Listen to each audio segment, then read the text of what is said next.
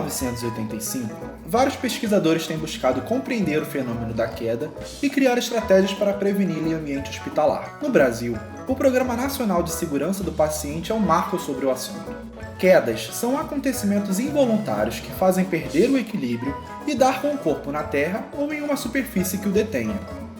As quedas podem ser de 3 tipos: acidentais, devido ao piso escorregadio, por exemplo, fisiologicamente antecipáveis, como quando a pessoa tem dificuldade para andar sem apoio, ou fisiologicamente não antecipáveis, como quando ocorre uma convulsão. Crianças menores que 5 anos têm risco aumentado para a queda. As principais ocorrências com elas se dão a partir de mobiliários ou queda da própria altura causada por tropeço ou escorregão. Crianças pequenas caem do colo dos pais. Hospitalizadas, o risco de cair é maior, por causa do ambiente estranho, dos equipamentos conectados e do uso de medicamentos, principalmente psicotrópicos, diuréticos, laxativos, hipoglicemiantes ou hipotensores. Há risco alto para a queda se houver alguma alteração nos sentidos ou na marcha, ou ainda se a internação for por causa neurológica, respiratória ou desnutrição. O que fazer então para prevenir a queda em criança hospitalizada? A primeira medida é estar sempre alerta, principalmente à noite e nas enfermarias. A ocorrência de quedas é mais descrita nessas condições, e as crianças caem mesmo quando estão acompanhadas. Analise o ambiente em que a criança está. Os corredores devem estar bem iluminados, as janelas com telas, o piso seco e livre de objetos. Intervenha no que estiver ao seu alcance e informe aos seus superiores as providências que precisam ser tomadas. Acomode a criança de maneira adequada. Crianças de até 3 anos devem ser acomodadas em berços. Já as maiores podem ser colocadas em cama. Crianças com déficit no crescimento também podem ser colocadas em berço, conforme o julgamento do profissional. Veja se a grade é suficiente para cobrir 3/4 da criança de pé e remova objetos de dentro do berço que podem servir como degrau. A largura do espaço entre as grades não deve ser maior que 6,5 cm, para que a criança não caia pelo vão nem sofra acidentes por prender a cabeça ou membros. O paciente e sua família devem poder acionar a equipe de saúde sem precisar sair do leito. Providencie roupas de tamanho adequado para que a criança não tropece e sapatos antiderrapantes. Transporte a criança com segurança. Crianças de até 3 anos devem ser conduzidas no colo do responsável ou de um profissional, desde que estes estejam sentados numa cadeira de rodas.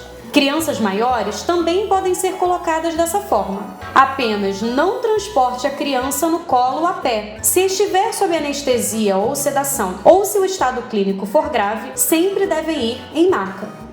Busque identificar fatores de risco adicionais para a queda.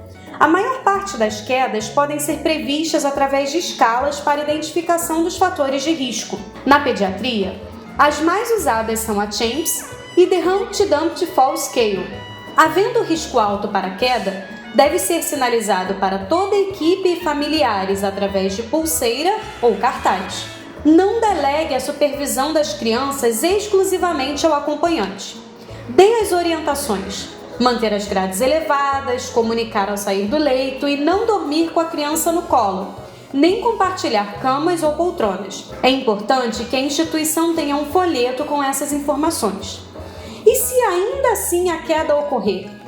Primeiro, reposicione a criança no leito, em posição horizontal, com a cabeceira a 30 graus. Se você é médico ou enfermeiro, faça um exame físico. As crianças, por terem a cabeça proporcionalmente maior que o corpo, podem ter lesões nessa área. Avalie a cabeça da criança. Observe se há sinais de contusão, sangramento no nariz, na boca ou nas orelhas. Palpe as fontanelas. Avalie comprometimento neurológico utilizando a escala de coma de Glasgow ou sua versão modificada para lactentes. Tenha em mente que quanto mais jovem a criança, maior a probabilidade de ocorrer injúria cerebral. Veja também o tronco e os membros. Pode haver lesão nos antebraços, que comumente são usados para se proteger no ato da queda. Coloque a criança em observação nas primeiras 6 horas. Perda de consciência, dor de cabeça, choro persistente, sonolência, vômito e dificuldade para comer são sinais de alerta, pois indicam injúria cerebral. Neste caso, mantenha a observação por 24 ou 48 horas.